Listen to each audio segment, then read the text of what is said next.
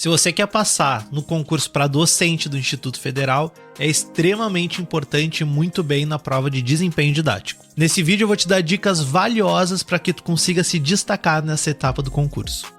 Para quem não me conhece, meu nome é Miguel e eu sou professor do Instituto Federal do Rio Grande do Sul há 7 anos. Como o meu doutorado é na área de ensino de ciências, o planejamento e a aplicação de aulas é um tema que me interessa muito. Além de já ter sido parte de bancas de desempenho didático, eu também ministro a disciplina de Teoria e Prática do Ensino das Ciências Naturais para o curso de Pedagogia, então avaliar e ensinar pessoas a desenvolverem aulas faz parte da minha prática docente. Vamos começar então com as dicas. Vamos imaginar então que tu fez ali a prova objetiva, foi muito bem e saiu o resultado, tá? Classificado para a prova didática. Qual é a primeira coisa que tu tem que fazer? Eu sei que o que eu vou falar agora pode parecer muito óbvio, mas com base no que eu já vi acontecendo por aí, eu me sinto obrigado a falar. A primeira dica é: leia o edital. Vai ali na seção do edital que fala da prova didática e lê com cuidado.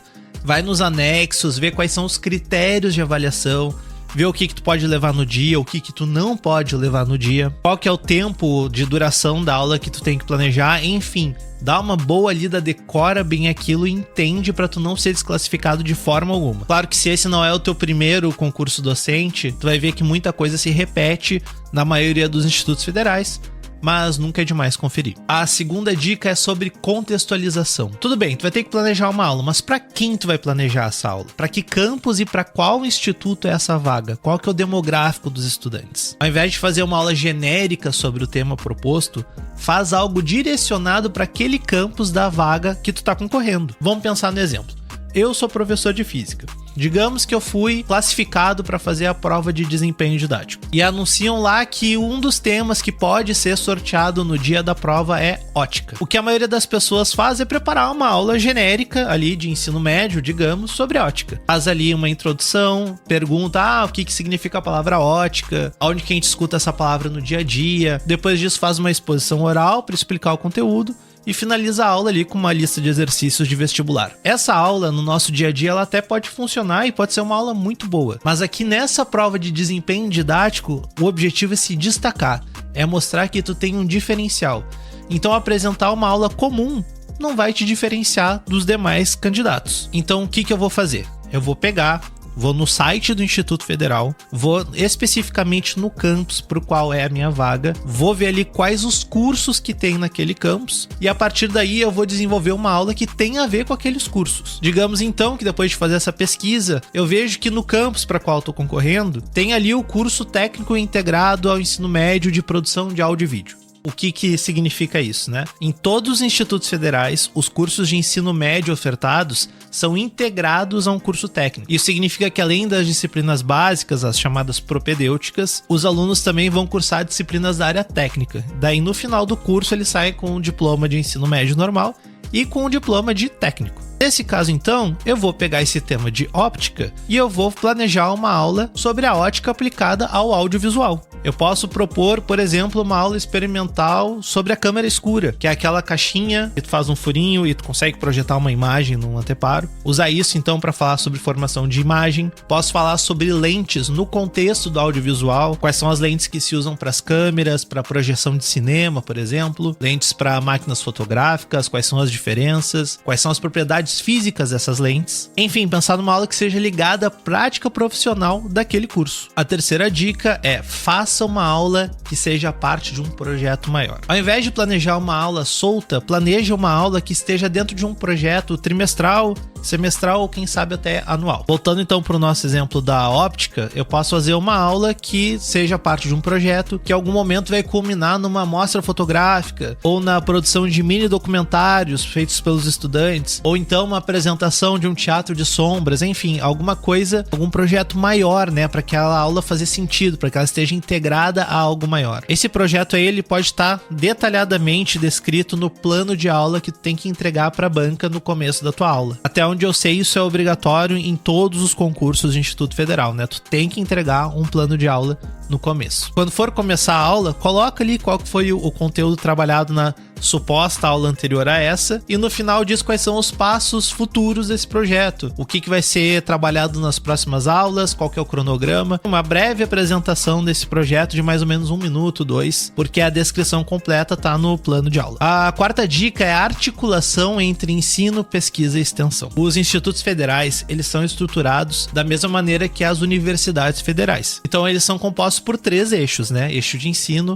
pesquisa e extensão. Eu explico isso com um pouquinho mais de detalhe no meu vídeo sobre como é ser professor de um IF. Depois de terminar esse vídeo, dá uma olhada ali. Mas resumindo, é bem visto pela gestão atividades, ações articuladas entre esses 3 eixos. É uma bandeira levantada pelas gestões. Pegando de novo o nosso exemplo da óptica, o próprio projeto maior no qual está inserida essa aula que tu já planejou, ele se caracteriza como um projeto de ensino. Uma possível ação de extensão é propor que os alunos, depois de terem a aula sobre a câmera escura, ministrem uma oficina ou façam uma atividade com as crianças da comunidade usando a câmera escura, que é legal, que a imagem fica projetada de cabeça para baixo. É bem interessante, dá para fazer um cineminha. Então isso é uma proposta de ação de extensão. A gente pode pensar também num projeto de pesquisa, que seja uma pesquisa documental sobre a história do setor audiovisual da cidade, por exemplo, né? E essa pesquisa tenha como proposta um produto final que seja um documentário, que então vai ter participação dos alunos, ou então que eles vão usar esses conhecimentos de iluminação, de lentes, para fazer a gravação, a produção desse documentário. São infinitas possibilidades. A dica é pensar sobre isso, ler um pouco sobre ensino, pesquisa e extensão, ver quais são os projetos propostos por outros docentes nos campi, para que tu possa se inspirar e pensar no teu planejamento. A quinta dica é: use recursos didáticos criativos e de elaboração própria. Essa dica é muito importante e eu te aconselho começar a seguir ela desde agora. Que tipo de recursos normalmente tu usa nas tuas aulas? É apresentação de slides, usa livro didático, questionário? Tudo isso é muito válido, porém é comum, a maioria dos professores usam isso. E um dos segredos da prova didática é se destacar dos demais, isso até para tua própria prática profissional. É importante sair do senso comum e demonstrar criatividade. Imagina chegar numa prova didática e apresentar um jogo educacional de elaboração própria. Se eu sou parte dessa banca, eu vou te reconhecer como um profissional dedicado, alguém que tem preparo. E se esse jogo então for para celular ou para computador, melhor ainda. Eu sei que pode parecer um pouco de loucura eu estar te dizendo para fazer um jogo educacional digital, mas eu falo isso porque eu tenho adotado essa prática há anos já. E não, eu não sou nenhum gênio da programação ou coisa do tipo, e tu também não precisa ser para conseguir fazer um jogo bem legal, polido, com aspecto profissional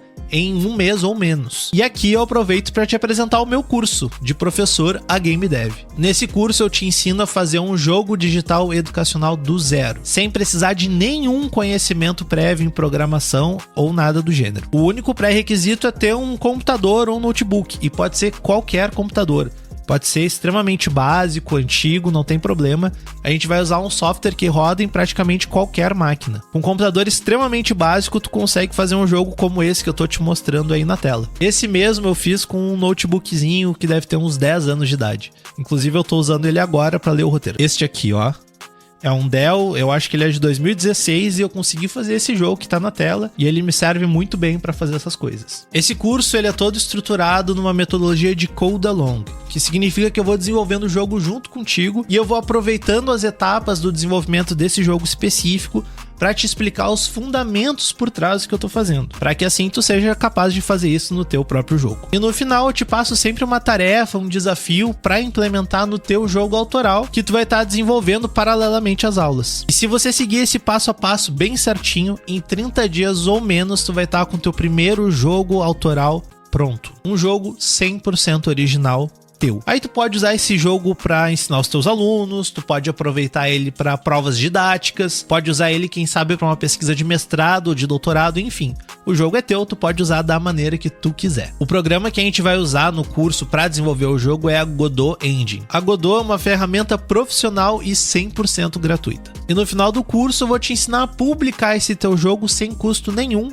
tanto para celular, vai rodar tanto em Android quanto iPhone, quanto para computador, podendo disponibilizar ele gratuitamente ou até mesmo cobrar um valor por ele, vender o teu jogo. A Cipius, que é a editora que publicou esse curso, está fazendo uma mega promoção de lançamento agora, e o curso está saindo por R$14,90 por mês. E te dá uma garantia de 7 dias. Ou seja, se você adquirir o curso, testar ali os materiais e achar que o curso não é para ti, pedindo reembolso em até 7 dias, a Cipyos te devolve 100% do teu dinheiro, automaticamente. E a compra é 100% segura porque o curso está hospedado na plataforma da Hotmart, que é uma das empresas de maior renome no segmento. Então aqui na tela do vídeo está o QR Code para tu acessar o curso, pode escanear com o teu celular ou então clicar no link que está na descrição e no primeiro comentário fixado desse vídeo. Tudo isso vai te levar ali para a página do curso. E eu te digo para seguir essa dica desde agora porque leva um certo tempo para tu desenvolver um jogo digital, um jogo de tabuleiro, enfim, um kit de experimentos de baixo custo. Tudo isso demanda um certo tempo, mas isso é muito importante. Inclusive, eu aconselho que essa elaboração, que esse planejamento faça parte dos teus estudos para o concurso. Se nesse momento tu tá estudando legislação